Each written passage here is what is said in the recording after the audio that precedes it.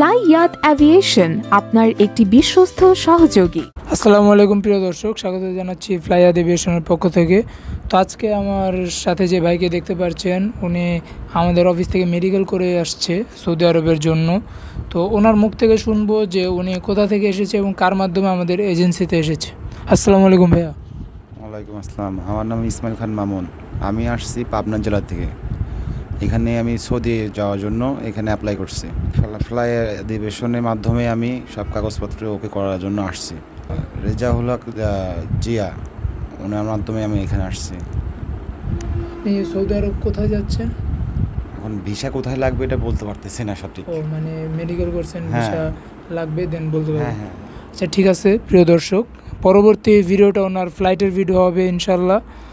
তো আমাদের সাথে থাকুন এবং ফ্লাইয়াত অ্যাভিয়েশন চ্যানেলকে সাবস্ক্রাইব করুন এবং আমাদের পাশে থাকুন। আল্লাহ হাফেজ, আসসালামু আলাইকুম।